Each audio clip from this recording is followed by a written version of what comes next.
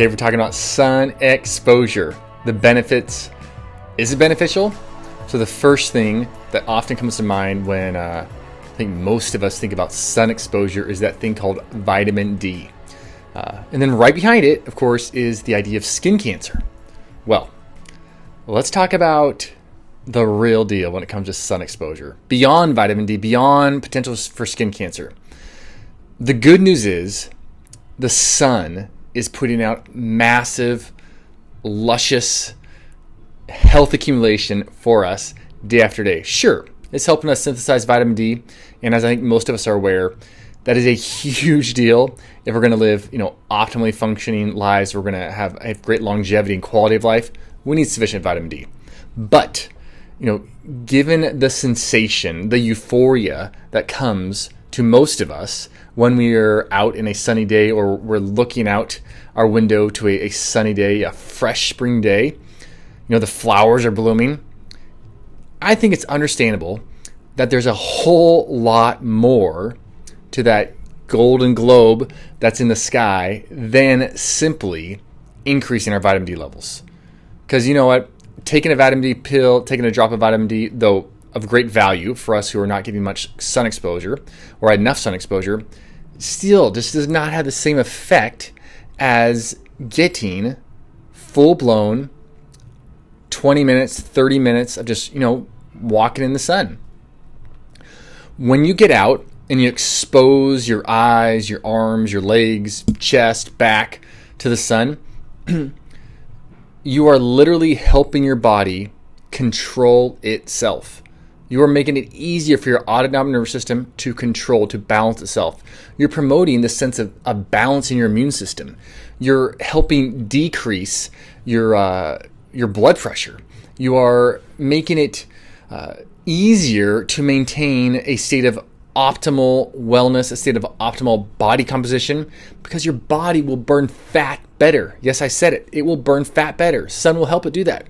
You're encouraging this sense of well-being in your being by getting exposed to the sun. In short, you are accumulating health by getting sun exposure. This is because the sun, or exposure to the sun, it's not just hitting you with UVBs or UVAs or visible light. Sun exposure is giving you this whole spectrum. It's crazy, but 700 nanometers all the way down to like 200 nanometers. The sun is putting out these wavelengths, these short wavelengths, the long wavelengths, X-ray, gamma rays. These are all being emitted from the sun. And this spectrum, we really can't create it anywhere else.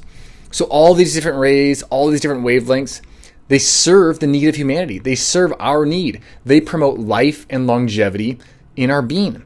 I've talked to so many patients who are afraid of the sun.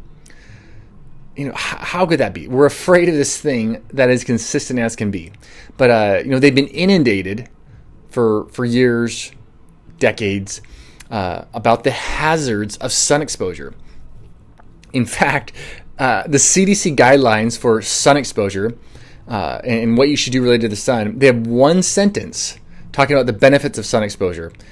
Saying it helps increase mood, increases vitamin D levels, and helps support energy production. And then after that first sentence, they have like 10 plus pages about how to protect yourself from that golden globe, from the sun exposure. Is that crazy? Man, I think often maybe we need to take half of the taxpayer money funding the CDC, the Center for Disease Control, and funnel that towards a new governmental agency called the Center for Health Accumulation. Sounds like a good idea, right? And this would basically offset the Center for Disease Control, because the most consistent way to control disease is to accumulate health. Day after day, moment by moment, week by week, year by year, and on and on. So, all right, get off my soapbox. But it is a big deal. The sun's a big deal, and even though governmental agencies aren't always recognizing that, we must take it on ourselves to recognize it. You getting sun exposure each day, it's decreasing your risk of autoimmune disease, multiple sclerosis, lymphoma, lymph blood cancer, prostate cancer, breast cancer, colon cancer.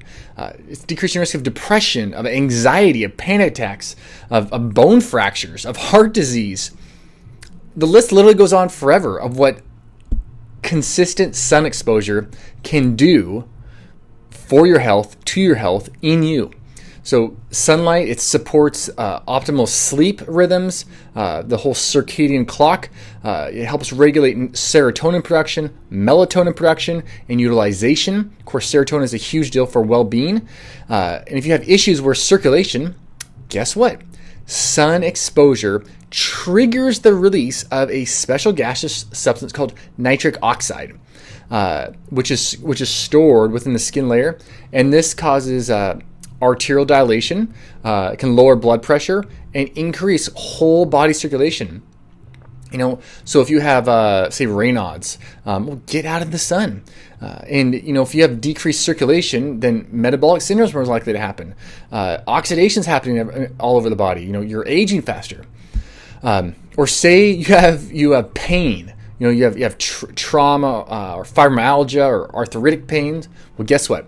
UVB rays from the sun, they hit your skin, and they actually cause the release and increased production of beta endorphins, which guess what those do?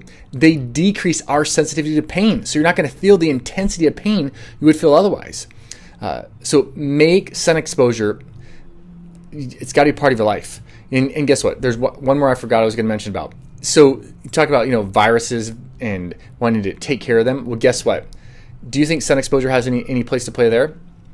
Yes. Sun exposure is so awesome that the UV radiation from the sun, it's actually, you can look this up, it's actually considered the principal natural virucide. Meaning it's the principal antiviral in the environment. Sun exposure is.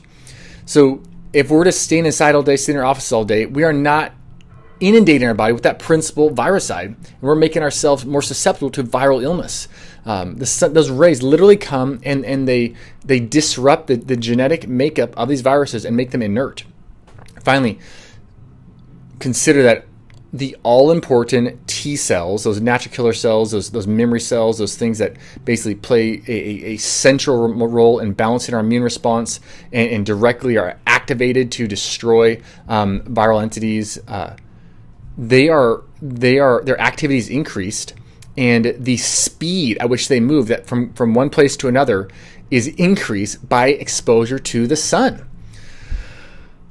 I would find a way, man, wherever you're at, whatever your occupation is, even if you're like a night shift worker, whatever you're doing, you got to find a way to get 20 minutes minimum a day, hopefully at midday for that 20 minutes. Otherwise, you need to spend more time outside, but 20 minutes of sun exposure.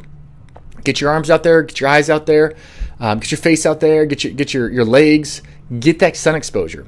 And if you're not in a place where there's a whole lot of sun exposure, or you're real northern latitudes, or it's winter time now when you're watching this, then you might take like 2 hours of exposure out there to get what you need from the sun. But even if it is cloudy, you can still get these rays hitting your body, and you can still get many of the benefits that sun offers. So just because it's cloudy out, don't make that the excuse for you to sit down and watch TV all day. Get out in the sun, even if it's just like sitting in a lounge chair. All right, so I hope you're considering the sun your friend now, not your foe, and you will consciously cultivate sun exposure this year. It's totally worth it. All right, I'm Dr. Matt. Please like, share, pound that subscribe button so that we can build a community of massive health accumulation, and expect that when life shows up in a way that we would prefer it not to show up, our being is ready. And one of those things that can help us is regular sun exposure. Chat with you guys later.